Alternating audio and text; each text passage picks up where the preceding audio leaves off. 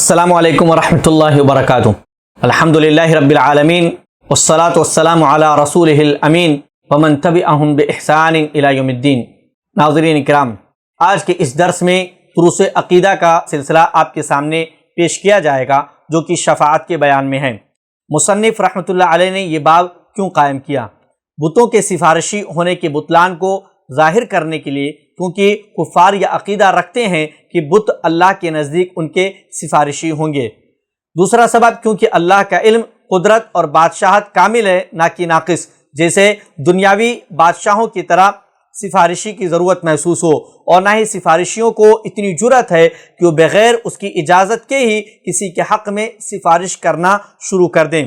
اس کی 5 دلیلیں مؤلف رحمۃ اللہ علیہ نے ذکر فرمائی ہے۔ پہلی دلیل، اللہ کا فرمان ہے وَأَنذِرْ بِهِ الَّذِينَ يَخَافُونَ أَن يُحْشَرُوا إِلَىٰ رَبِّهِمْ لَيْسَ لَهُم مِّن دُونِهِ وَلِيٌّ وَلَا شَفِيعٌ۔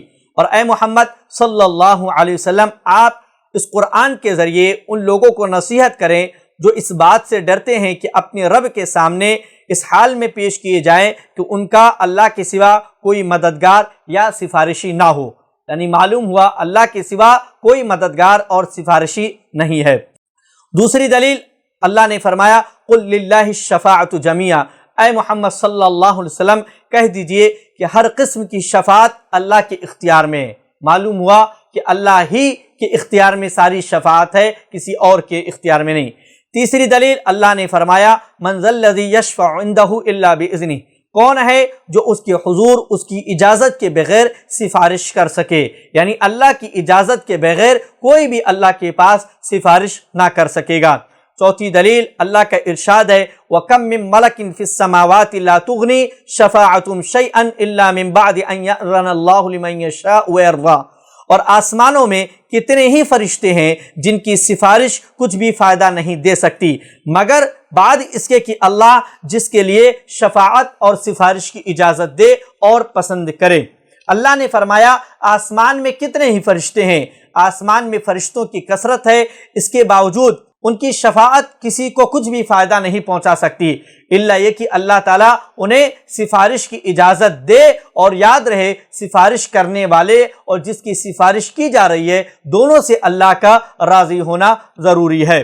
پانچویں دلیل، اللہ کا فرمان ہے قُلِ ادْعُوا الَّذِينَ زَعَمْتُم مِّن دُونِ اللَّهِ لَا يَمْلِكُونَ مِثْقَالَ ذَرَّةٍ فِي السَّمَاوَاتِ وَلَا فِي الْأَرْضِ وَمَا لَهُمْ فِيهِمَا مِنْ شِرْكٍ وَمَا لَهُ مِنْهُمْ مِنْ ظَهِيرٍ وَلَا تَنْفَعُ الشَّفَاعَةُ عِنْدَهُ إِلَّا لِمَنْ أَذِنَ لَهُ۔ اے محمد صلی اللہ علیہ وسلم ان مشرکین سے کہہ دیجئے کہ اللہ تعالی کے سوا جن کو تم معبود سمجھتے ہو انہیں پکار کر دیکھو، وہ آسمانوں اور زمین میں ایک ذرے کے بھی مالک نہیں، اور زمین و آسمان کی ملکیت یا ان کی تخلیق میں ان کا کوئی حصہ نہیں، اور نہ ان میں سے کوئی اللہ کا مددگار ہے۔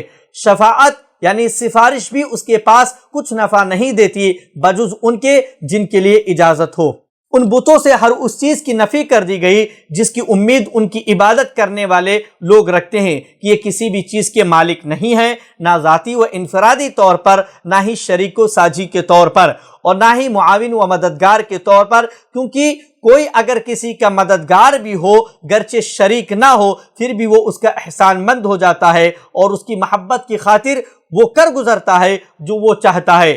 اب جب کہ ان تینوں چیز کی نفی کر دی گئی تو اب صرف شفاعت ہی بچتی ہے، اور اللہ تعالیٰ نے اسے بھی باطل قرار دے دیا ہے، لہٰذا ان کی شفاعت انہیں کچھ بھی نفع نہیں پہنچا سکتی۔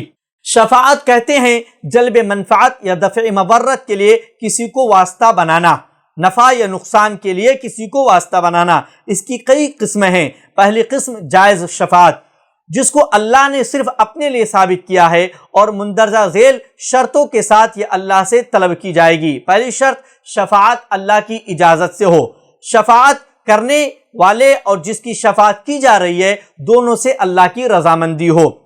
دوسری قسم ناجائز شفاعت، جس کو قرآن نے ناجائز قرار دیا ہے، جیسے کہ غیر اللہ سے ایسی چیزوں کے لیے شفاعت طلب کرنا جن پر صرف اللہ ہی قادر ہو، یہ شرک اکبر ہے۔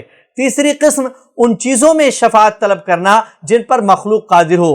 اس کی 4 شرطیں ہیں، مخلوق حاضر ہو، زندہ ہو، قادر ہو، سبب ہو۔ ان 4 شرطوں کے ساتھ کسی مخلوق سے سفارش کرنا جائز اور درست ہے۔ اللہ نے فرمایا وَكَم مِّن مَلَكٍ فِي السَّمَاوَاتِ لَا تُغْنِي شَفَاعَتُهُمْ شَيْئًا إِلَّا مِن بَعْدِ أَن يَأْذَنَ اللَّهُ لِمَن يَشَاءُ وَيَرْضَىٰ، اور بہت سے فرشتے آسمانوں میں ہیں جن کی سفارش کچھ بھی نفع نہیں دے سکتی، مگر یہ اور بات ہے کہ اللہ تعالیٰ اپنی خوشی اور اپنی چاہت سے جس کے لیے چاہے اجازت دے دے، بلا شرکت غیر، صرف نبی صلی اللہ علیہ وسلم کے لیے خاص شفاعت عظمیٰ، اور یہی وہ مقام محمود ہے جس کا وعدہ اللہ تعالیٰ نے آپ سے فرمایا ہے۔ آپ صلی اللہ علیہ وسلم کا اپنے چچا ابو طالب کے لیے عذاب ہلکا کرنے کی شفاعت، جنت کا دروازہ کھولنے کے لیے شفاعت۔ دوسری قسم عام شفاعت جو تمام انبیاء و رسول، فرشتوں، موحدین اور نابالغ بچوں کے لیے ہوگی۔ موحدین کے حق میں رفع درجات کی شفاعت، موحدین میں سے مستحقین عذاب کے لیے جہنم میں داخل نہ کرنے کی شفاعت، جہنم میں داخل ہو چکے موحدین کو جہنم سے باہر نکالنے کی شفاعت۔ شیخ الاسلام امام ابن تیمیہ رحمۃ اللہ علیہ فرماتے ہیں اللہ تعالیٰ نے اپنے علاوہ تمام مخلوق سے ان باتوں کی نفی کر دی جن سے مشرکین استدلال کرتے تھے، مثلا اس بات کی نفی کی کہ کسی کو زمین و آسمان میں کسی قسم کی قدرت و اختیار کلی ہو یا جزوی اختیارات ہوں، یا کوئی اللہ کا مددگار ہو، البتہ سفارش ہی باقی ہے، چنانچہ وہ بھی اسی کے لیے مفید ہوگی جس کے حق میں سفارش کی اجازت اللہ تعالیٰ خود دے گا، جیسا کہ فرمایا وَلَا يَشْفَعُونَ إِلَّا لِمَنِ ارْتَضَىٰ، اور وہ کسی کی سفارش نہیں کر سکتے بجز اس کے جس سے اللہ راضی ہو، لہٰذا وہ سفارش جس کے مشرکین قائل ہیں قیامت کے دن معدوم ہوگی، یعنی ان کو حاصل نہیں ہو سکے گی، جیسا کہ قرآن مجید نے اس کی نفی کی ہے۔ رسول اکرم صلی اللہ علیہ وسلم نے فرمایا ہے آپ قیامت کے دن اللہ تعالیٰ کے سامنے پیش ہو کر فوراً سفارش کی بجائے پہلے اللہ کے حضور سجدہ ریز ہوں گے اور اس کی حمد و ثنا کریں گے، اس کے بعد آپ سے کہا جائے گا اپنا سر اٹھائیں اور بات کریں، آپ کی بات سنی جائے گی، آپ سوال کریں، آپ جو مانگیں گے دیا جائے گا، آپ سفارش کریں، آپ کی سفارش قبول ہوگی۔